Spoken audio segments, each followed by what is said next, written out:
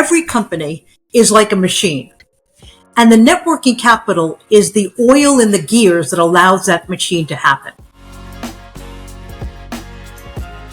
Welcome to a brand new episode of the M&A Mastermind podcast, where we dive deep into the latest trends and strategies to take your firm to the next level. Hey everybody, welcome to another episode of the M&A Mastermind podcast. We are welcoming back a very special guest. She has more than 30 years in the M&A industry as a lawyer, a business executive, and a senior Senate staff. She works with companies mostly in the federal government contracting space.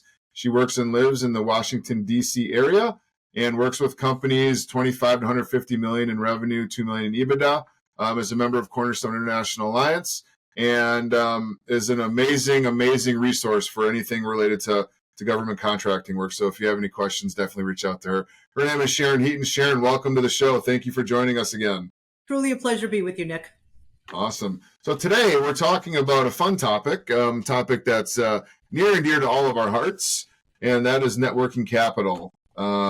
So just to set the tone, what is net working capital and how does it affect deals that we're working on? I love talking about net working capital because people hate it so much. So I want to set up a little bit of a story here. Your company, every company is like a machine, and the net working capital is the oil in the gears that allows that machine to happen. There are companies that have profits and are doing well, but because they lack liquidity, they fail. And net working capital is that liquidity. It's that oil in the gears that allows the company to go forward. Mm-hmm. It's very strange, but that when we're negotiating transactions, we often have an easier time negotiating the actual purchase price between the buyer and the seller than the net working capital target. And you've got to stop and wonder why the heck that is. And part of the reason is that neither the seller nor the buyer really understand what it is, and they want to use the net working capital for advantage. Mm-hmm. So the first thing that every M&A advisor should be saying to their clients and to the other side is that net working capital should neither be a decrease or an increase to the purchase price of the company. It should simply be a way of making sure that people are not screwing with the system to take advantage at the time of the transaction. So our role is to find out what's the appropriate target. And we should be looking at that from the perspective of our clients, but we should also be looking at it from the perspective of the other side of the transaction. And it really should be thought of as neither an increase nor a decrease to the purchase price, but rather what is the amount of cash or what is the amount of liquidity that is needed. And one of the things that what we view a major success is when we're able to have the seller hand over the balance sheet that has AR and AP, and that serves as the net working capital target for the buyer. So no cash needs to pass hands if we've gotten that number right. Can you kind of dive into a little bit more the AR and the AP and how that works and how you calculate that and all that, and just why that is the case? This episode of the M&A Mastermind podcast is brought to you by Cornerstone International Alliance, a global partnership of M&A firms focused on the lower middle market. With CAA, you get access to collaboration, expertise, a global presence, and much more, all to help take your firm to the next level. Interested in becoming a member? Visit cornerstoneia.com/new member. Can you kind of dive into a little bit more the AR and the AP and how that works and how you calculate that and all that, and just why that is the case? Absolutely. Basically, net working capital is the current assets minus the current liabilities. Now, current assets can include a lot of different things. Current assets are primarily AR. Okay. There may be some prepaid insurance or some other things, but they tend to be pretty small. In terms of the liabilities, it's liabilities that are less than 12 months old. Now, one thing that you need to think about before you even start thinking about net working capital is that these transactions are generally done on a cash-free, debt-free basis. So the cash that's on the balance sheet should not be considered as part of the current assets because the seller is going to take that cash with them when they leave. Mm-hmm. Similarly, the buyer should not be thinking of the liabilities as something that they're taking on unless it's been negotiated that's going to happen. The seller is obligated to pay those off. I made the mistake at one point of turning to a client and saying, listen, at closing, cash on the balance sheet is yours, but you're going to need to hand over your AR and your AP. And my client said, oh, thank you, Sharon. I appreciate that. And then spent the 2 weeks prior to closing trying to collect as much of their AR and turn it into cash as they possibly could. And as a result, they dramatically underdelivered the amount of AR they needed. So they had to take some of that cash that they had so carefully worked to get. So it's very important that you turn to people and say, the idea of cash on the balance sheet is not for you to try and screw around and turn your AR into cash, but rather the cash that you've accumulated over a period of months, years, that belongs to the seller. But that AR, assuming that you've not done anything to manipulate it, hopefully is going to be the amount necessary to meet your net working capital requirements. So basically, to answer your question shortly, net working capital is current assets minus current liabilities, of which the most significant factors are AR and AP. Mm-hmm. Thank you for explaining that and kind of setting the tone and the structure for today's conversation.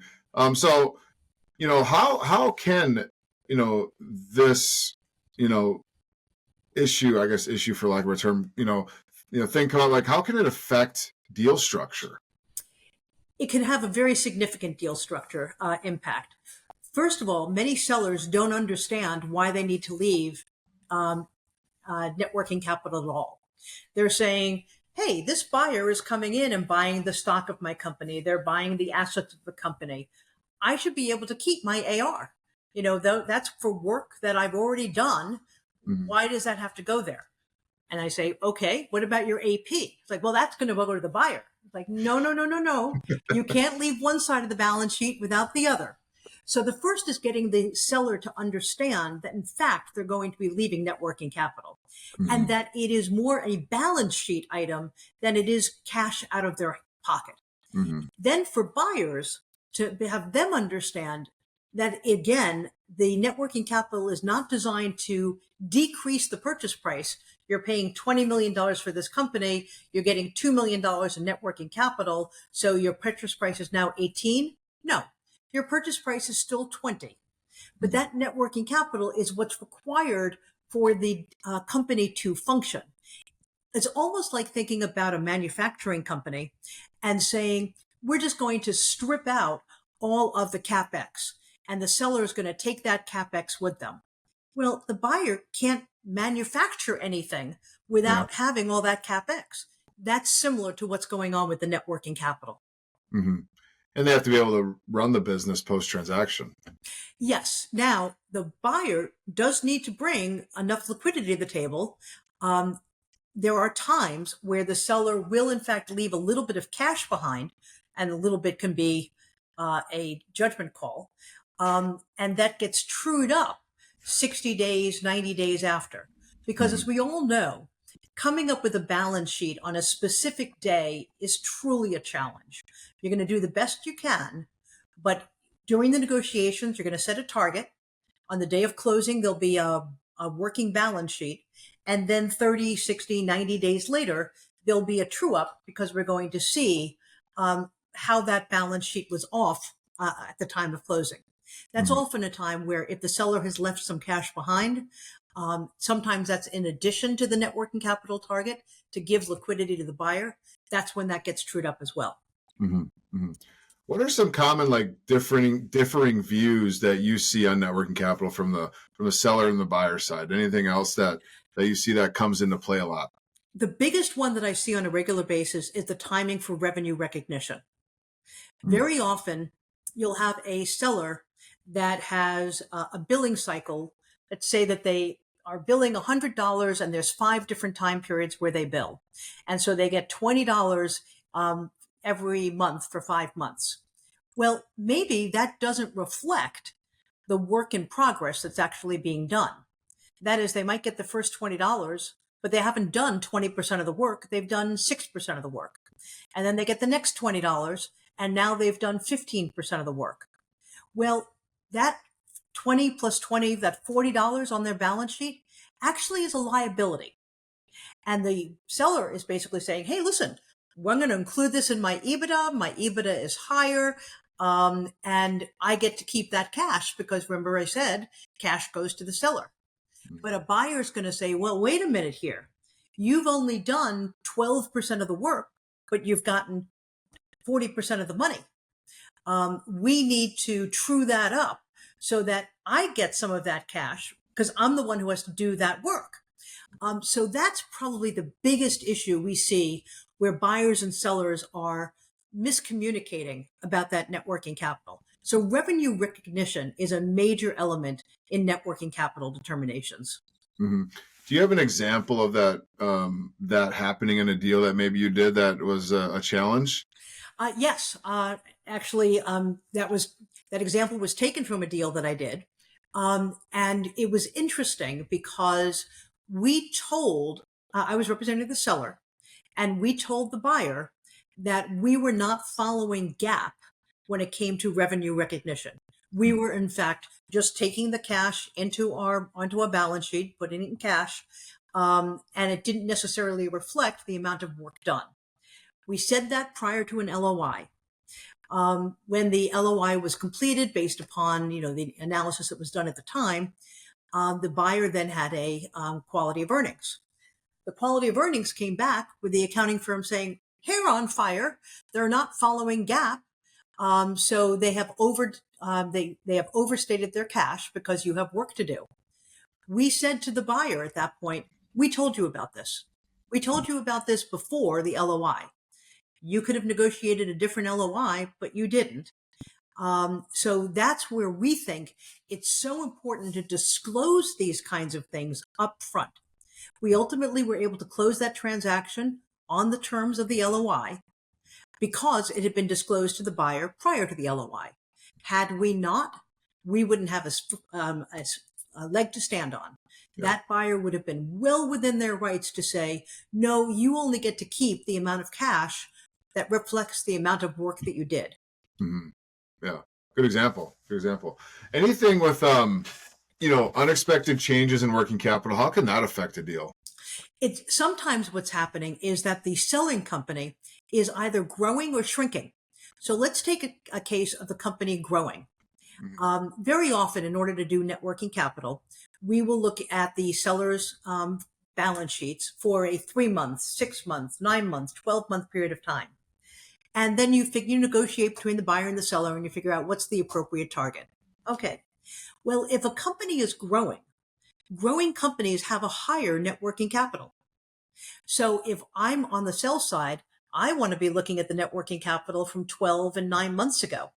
And the buyer is going to want to be looking at the net working capital in the last 3 months. And you've got to do something that's fair. The reverse is true for a company that's getting smaller. The smaller companies need less working capital. So the net working capital, if you were to average it over a 12-month period of time, might be too high. So figuring out how to adjust the target based upon whether or not the company is in a steady state, a growth state, or a declining state has an impact on what that net working capital target should be. Mm-hmm.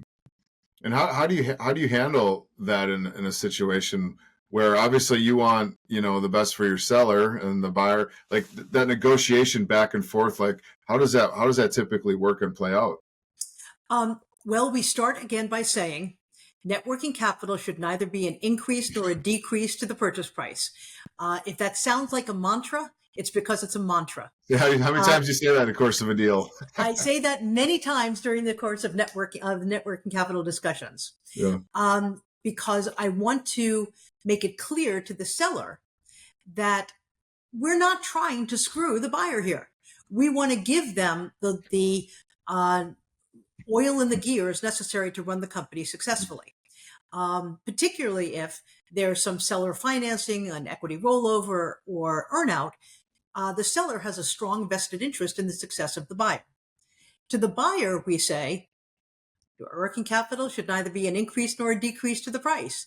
Let's figure out what it is you actually need based upon the history, and we can do some extrapolations based upon the direction that the company is going in. It has to be done in a way that's fair to both parties, with those numbers being upfront. What about what are some risks that might come with that for the seller, especially related to like maybe some common strategies buyers might use to maybe this is a bad way to say it, but take advantage of the seller and get it as to kind of benefit them more. Sure. There's all sorts of things that come up during these negotiations. So, for instance, we're talking about AR minus AP in the simplest form. Mm-hmm. Sometimes buyers will say, I will only look at AR that is less than 60 days. If you've had AR outstanding for 90 days, I don't think I'm ever going to receive that. Mm-hmm. And a seller might say, well, that's not fair. This client generally pays on an 80-day basis, so you're discounting some AR. What we've done in circumstances like that is we say, okay, well, we'll have to go back and look at the aged AR over an extended time period. And oh, by the way, for the AR that you're not including in the net working capital, when that gets collected, that goes to the seller. That doesn't go to the buyer. And the buyer just said, well, wait a minute, it's AR, it should come to me. It's like, no, you can't not include it in the net working capital and then say you get to get it. So those kinds of things will happen not infrequently. Yeah. There could be things like large down payments for leased office space. So sometimes it's $100,000, $200,000. And the buyer will say, well, we're not going to include that as an asset, but if and when we terminate the lease, we get to keep that money. I was like, well, not quite. Let's figure out a way that's fair to both sides. So these are conversations that occur at a really detailed level where we're trying to make sure that neither side is taking advantage of the other. Mm-hmm. Yeah, I mean, it sounds like you can't have your cake and eat it too, is what it sounds like. Very much so. That is a good analogy. Because like you said early on a couple of times, that it's got to be, it's got to work for both sides. But when you're looking at, negotiating this, how do you account for like the future working capital needs or the growth in a deal process? How do you account for that? And how do you discuss that with the buyer? Well, it's a really good question. And that would be in a situation where the company is growing. Maybe it's growing very rapidly. Yeah. I was working on a transaction at one point where we started working with them and they had about 6 million of EBITDA. And by the time that we sold them about a year later, they were well over $12 million of EBITDA. So their net working capital was flying up on a regular basis and figuring out what's the appropriate amount to share with the buyer. Because in truth, the working capital the month after the close was going to be more than the working capital the month after the close, or the month before the close. Right. So figuring out how to account for that level of growth. We are trying to find the net working capital target for the day of the closing. And I wish I could say that that was a scientifically exact process, but there is a little bit of human kind of putting your finger in the wind and doing the best that you possibly can. And you're basically looking to say, how is the best way of working that, taking into account that growth? So in a case like that, where the company was growing so rapidly, we really looked at the last 3 months and 6 months of what the net working capital, and we disregarded net working capital that was old longer ago than 6 months. So what about post-transaction considerations? What do you account for that, like after the deal? And that kind of works on both sides. The net working capital target is set. It's in the stock purchase, the asset purchase agreement. It's done. Now it comes time to do a true-up 60, 90 days later. Yep. I did a deal a couple of years ago where I was representing the buyer.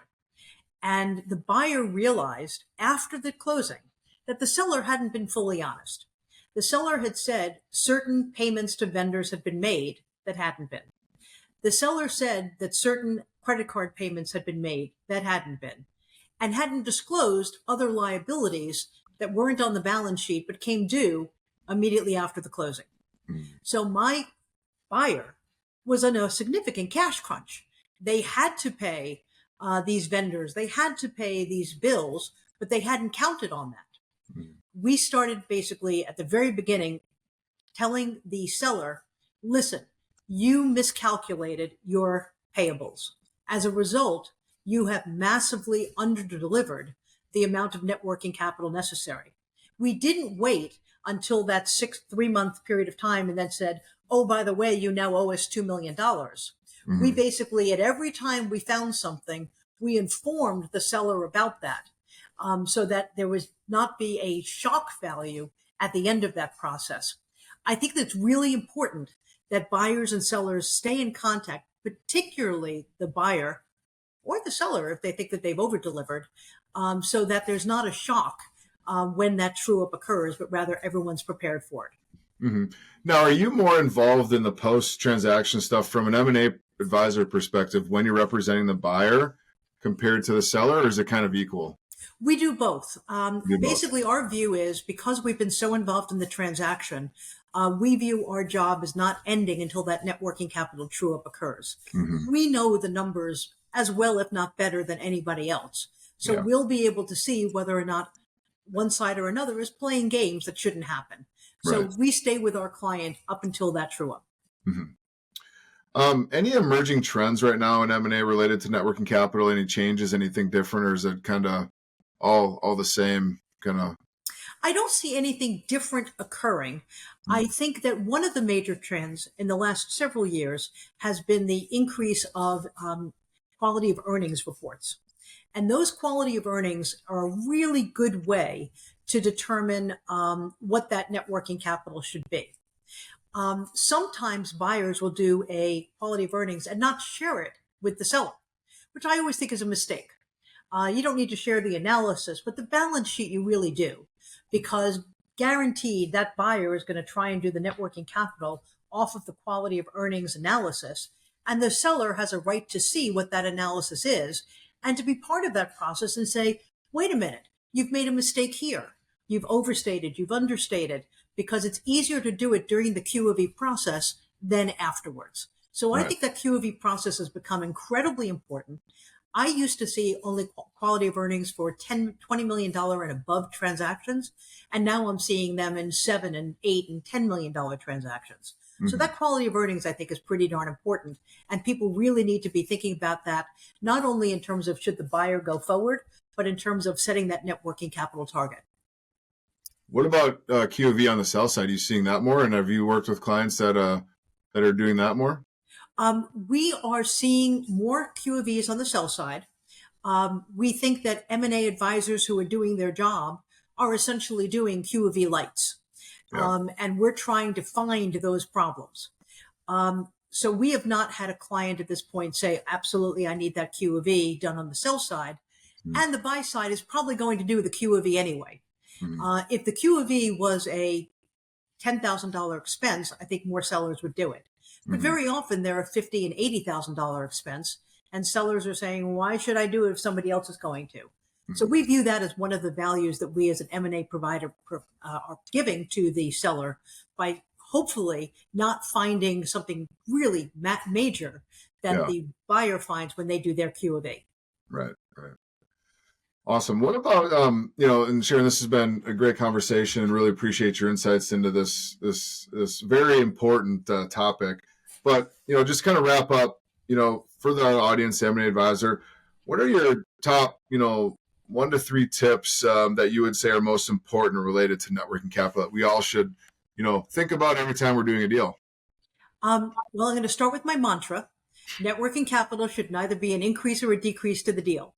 Please sell it to your client as something that is a fairness issue. It's not a place to take advantage.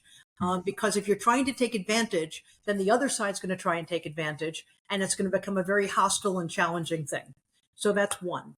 2, particularly on the sell side, talk to your client about what net working capital is early in the process and show them what the net working capital has been, prior to even going to market, so that they have some sense. Sometimes the net working capital can be a very high number, but if it can be done off the balance sheet, the seller shouldn't really care a lot. And they need to get that idea really upfront. And third, whether you're on the buy side or the sell side, look for things like revenue recognition issues, because those revenue recognition issues can really blow up in your face. And you need to know about them early on in the process and either negotiate the LOI and the net working capital target appropriately, or fix them so that the net working capital target would be more appropriate. But those are the things that we see coming up on a pretty regular basis. Great advice. Great advice, Sharon. Thank you so much for joining today. And this is your multiple time on the show, and you're always a fan favorite. So really appreciate you doing that. Thank you very much, Nick.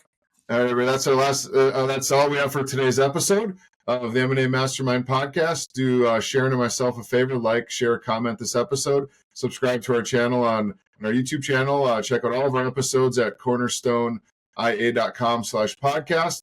And please share this episode with anybody who think could benefit from our conversation here today. Until next time, everybody, take care.